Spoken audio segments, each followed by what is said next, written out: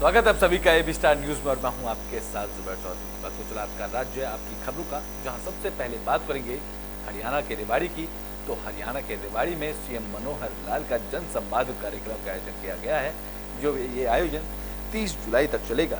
तो मुख्यमंत्री मनोहर लाल 30 जुलाई तक जन संवाद कार्यक्रम के जरिए लोगों से उनकी समस्याएं सुनेंगे, जिसकी तैयारियां जोरों शोरों पर चल रही हैं। 30 जुलाई को सीएम का मामडिया आमसपुर गांव में जनसंवाद कार्यक्रम है, जिसकी तैयारियों का जायजा लेने के लिए मंत्री बनवारी लाल गांव पहुंचे।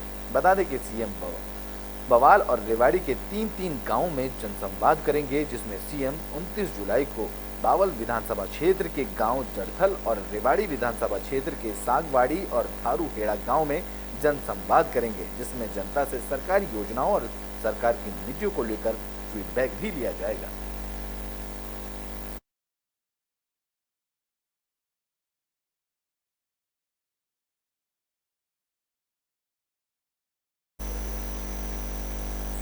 तो रेवाड़ी में ही भारतीय किसान यूनियन चड़ूनी ग्रुप की बैठक का आयोजन किया गया। तो भारतीय किसान यूनियन चड़ूनी ने रेवाड़ी के किसान भवन में बैठक की। इस दौरान किसानों से जुड़े मुद्दों के साथ सीएम के जन संवाद कार्यक्रम को लेकर भी चर्चा की गई, जहां यूनियन की ओर से इसके लिए प्रशासन से समय मांगा गया है। साथ ही समय न देने की सूरत में भारतीय किसान यूनियन ने मुख्यमंत्री के कार्यक्रम का विरोध करते हुए काले झंडे दिखाने का फैसला किया है। जहां भारतीय किसान यूनियन के जिला प्रधान समय सिंह ने कहा है कि बीजेपी सरकार ने अहीरवाल के साथ भेदभाव किया है।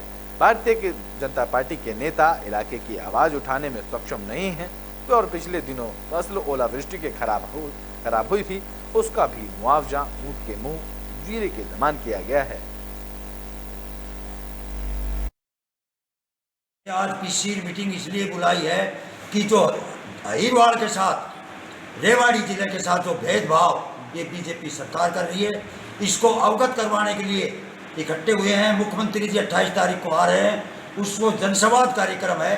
तो हम भारतीय किसान चड़ूनी सारी इकट्ठी होकर मुख्यमंत्री से जनसंवाद करेंगे, क्योंकि 52 करोड़ दादरी में, 12 करोड़ गुड़गांव में, 18 करोड़ लोहारू में, 1 करोड़ 96 लाख सिर्फ रेवाड़ी में, जबकि सबसे ज़्यादा सरसों का और गेहूं का नुकसान रेवाड़ी जिला में। शहीद आंदोलन किसान शहीद हुए 120 के लगभग, रेवाड़ी के 2 किसान हुए। आज तक उनको 5 लाख रुपए बीजेपी ने साबित दे दिया, रेवाड़ी को दे दिया। बीमा का पैसा हो, HIDC का पैसा हो, कोई अनाज मंडी खोलनी हो, या BPL कार्ड काटना हो, या बिजली का टैक्स लगाना हो, कुछ भी करना वो अहीरवाल के साथ होगा। ये बात हम जनसंवाद में मुख्यमंत्री जी से करेंगे। बिजली के कनेक्शन बोला सोलर लगाओ, अरे खोल बेल्ट में हम सोलर कैसे लगाएं? खोल बेल्ट में 400 फुट पानी से कभी धूप निकले कभी ना निकले। तो इस वजह से बीमा का पैसा 22 का, 23 का, 18 का हमें नूही ना पतो हमें मिलेगा कि ना मिलेगा, इसलिए या तो परली साइड। तो ब्रिटेन में बात छत्तीसगढ़ के रायपुर की, जहां NSUI की तरफ से कार्यक्रम का आयोजन किया गया है। इस कार्यक्रम में सीएम ने शिरकत की। तो छत्तीसगढ़ के मुख्यमंत्री भूपेश बघेल NSUI के बात है स्वाभिमान की हमारे पहले मतदान की कार्यक्रम में शामिल हुए। इस दौरान उन्होंने अगले साल से छात्र संघ चुनाव कराने का ऐलान किया। बता दें कि साल 2017 के बाद से छात्र संघ के चुनाव छत्तीसगढ़ में नहीं हुए हैं।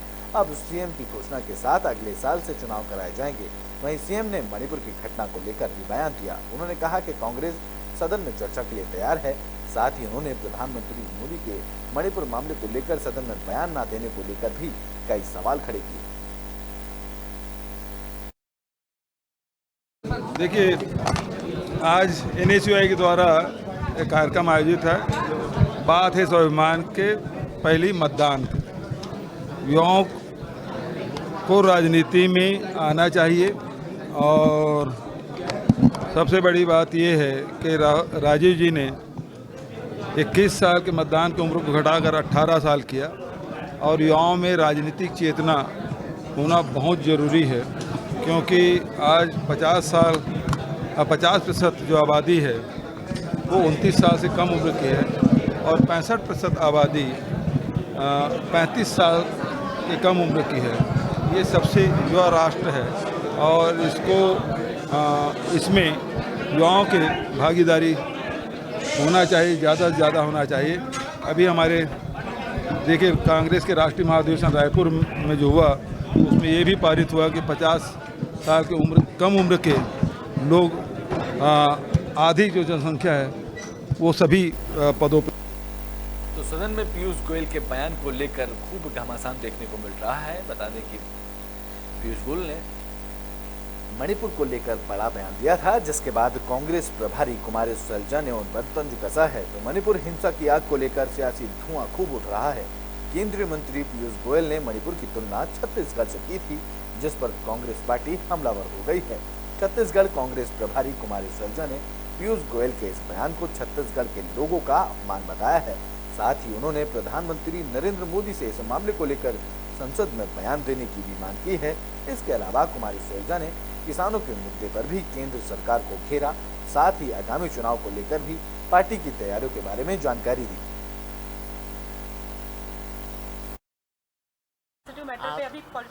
अब आप खुद सोच लीजिए इनकी मानसिकता जो कि ऊपर से नीचे आती है, वो वही भाषा सभी लोग, इनके नेता लोग बोलते हैं। आज के दिन आप दुनिया को क्या गुमराह करना चाह रहे हैं? क्या आप कंपेयर कर सकते हैं? आप लोग छत्तीसगढ़ के लोग हैं, तो छत्तीसगढ़ के लोग क्या इस बात को बर्दाश्त करेंगे? छत्तीसगढ़ के लोग बर्दाश्त करेंगे कि मणिपुर के साथ छत्तीसगढ़ को कंपेयर? तो मणिपुर मामले को लेकर पूरे देश भर में कई राज्यों में प्रदर्शन देखने को मिल रहा है। इस कड़ी में बिलासपुर में भी प्रदर्शन देखने को मिला है।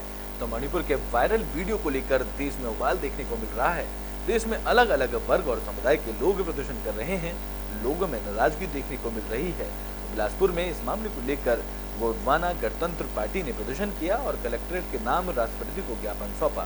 साथ ही मरु की स्थिति को बारे में जानकारी दी। इस दौरान उन्होंने केंद्र सरकार के खिलाफ जमकर नारेबाजी भी की। जैसे कि जान रहे हैं कि अभी इस समय मणिपुर जो आदिवासी समाज के ऊपर जो अत्याचार अन्याय हुआ है, उनके विरोध में आदिवासी समाज कोटा और छत्तीसगढ़ के हमारे सर्व आदिवासी समाज सभी उद्वेलित हैं। इनका हम घोर निंदा करते हैं और इस तरह से जो मणिपुर में जो घटना हुआ है वहाँ पर महामहिम राष्ट्रपति को वहाँ पर राष्ट्रपति शासन लगाना चाहिए, क्योंकि शासन निरंकुश हो गई है और सरकार भी इस पर कुछ नहीं बोल रही। जो आदिवासी मंत्री मिनिस्टर बैठे हैं चुपचाप, वो लोग भी हमारे आदिवासी समाज के इनके विरोध में सामने नहीं आया है। मणिपुर के घटना के अनुसार ही इसका धरना प्रदर्शन आज किए हैं, है ना। बहू बेटी देश की सुरक्षित नहीं है, उसको कोई भी प्लेटफॉर्म में रौंद के चला जा रहा है। भाई बहू हो बेटी हो सबकी एक है और हम तो केवल न्याय के लिए उतरे हैं।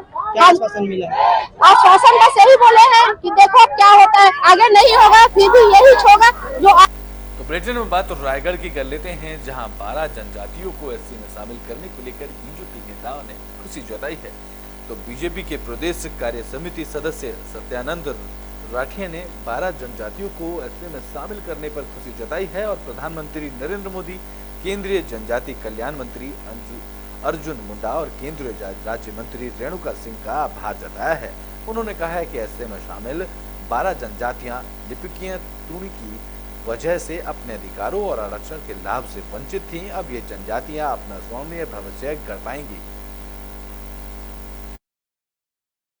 सभी चैनल के बंधुओं को बहुत बहुत धन्यवाद, बधाई देता हूं कि आपके माध्यम से जो आज वास्तव में देश के यशस्वी प्रधानमंत्री जी ने हमारे छत्तीसगढ़ के 12 जनजाति समाज, जो जनजाति समाज का उन्हें लाभ नहीं मिल रहा था, उस धारा से वंचित हो गए थे, उन्हें बहुत दिक्कत हो रहा था, जिनका मैंने नाम जैसे सौरा है, भूया है, मात्रात्मक त्रुटि है, पांडो है, आपके कोंदा है, ऐसे बहुत सारे मात्रात्मक त्रुटि के कारण उनके विद्यार्थियों को पढ़ाने लिखाने में, जाति प्रमाण पत्र बनाने में बहुत ही दिक्कत होता था। नौकरी में, आरक्षण में वो वंचित हो जा रहे थे। आज लंबे समय तक लड़ाई लड़ते रहे। कांग्रेस की 50-52 साल तक सरकार रही देश में, उन्होंने जनजाति मंत्रालय का भी देश में गठन नहीं किया। ये धन्यवाद है। आज भी हम नमन करते हैं कि श्रद्धेय भारत रत्न अटल बिहारी वाजपेयी जी ने जब प्रधानमंत्री थे, उन्होंने जनजाति समाज के लिए उनके हित का चिंतन करते हुए देश में उन्होंने मंत्रालय का गठन किए। और कोई भी प्रारूप जो है पहले जांच पड़ताल आयोग के माध्यम से, मंत्रालय के माध्यम से भारत सरकार तक प्रतिवेदन जाता है।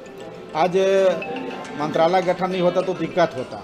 आज धन्यवाद दूंगा मैं देश के यशस्वी प्रधानमंत्री नरेंद्र मोदी जी को, माननीय अमित शाह जी को, राष्ट्रीय अध्यक्ष जी को और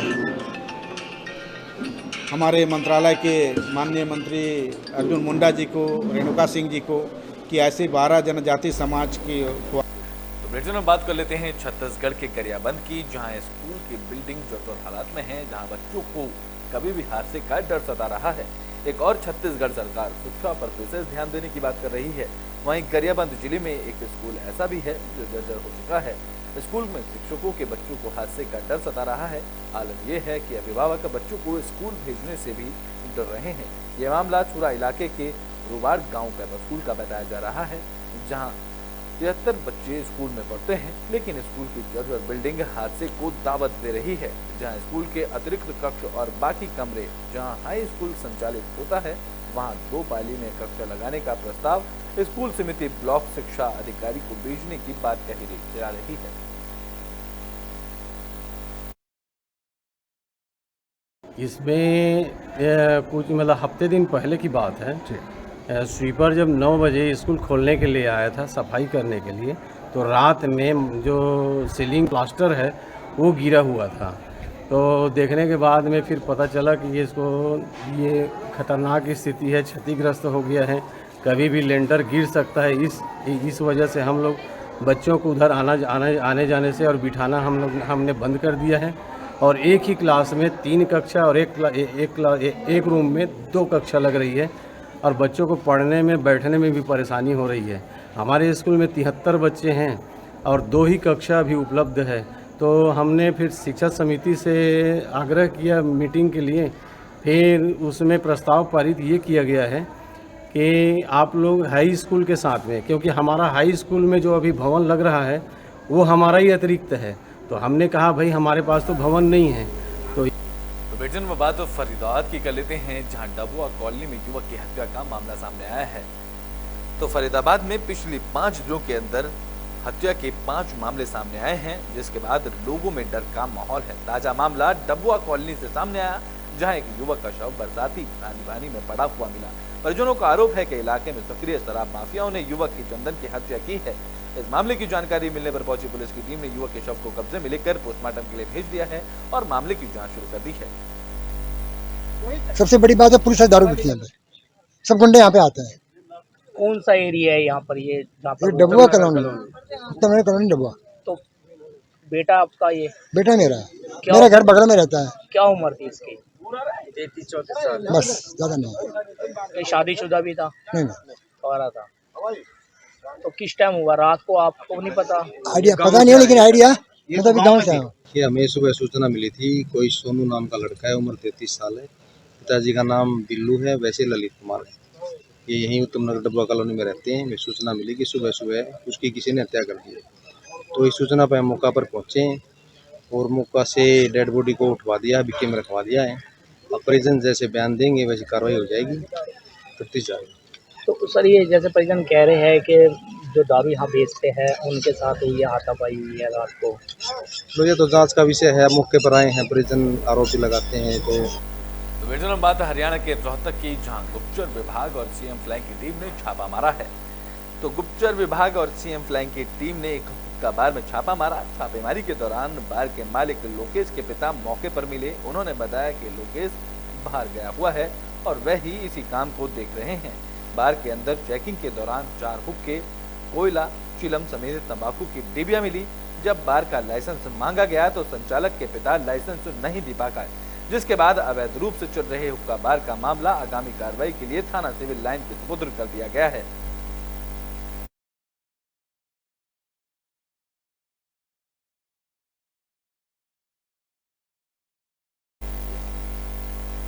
तो ब्रिटेन के आखिरी में बात यमुनानगर की कर लेते हैं, जहां साधु के वेश में चोर बाबा चोरी करते हुए नजर आ रहे हैं। बता दें कि सड़क पर कोई साधु या बाबा नजर आता है तो आप उसे बिना जांच पड़ताल के पैसे देते हैं। ये खबर आपके लिए है, क्योंकि आपको ऐसे बाबाओं से सावधान होने की जरूरत है।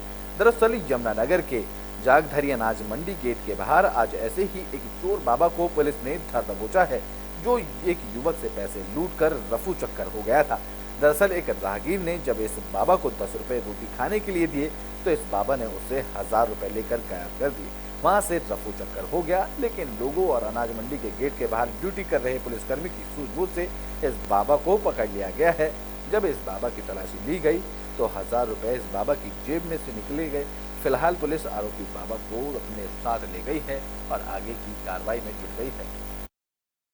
ये बाबा यहाँ पे हमें जब हम धरने से इधर आए तो एक लड़के ने कंप्लेंट की भी, इस बाबे ने मेरे 1000 रुपये मेरे से छीन के मुंह में डाल दिए हैं। उसके बाद हमने उसको साइड में बुलाया, पहले तो वो मानना नहीं, उसके बाद हमने उसको साइड में बुलाया, साइड में बुला के उससे पूछा अपने तरीके से, तो उसको पैसों को नीचे से निकाल के मुंह में डालने लग रहा था।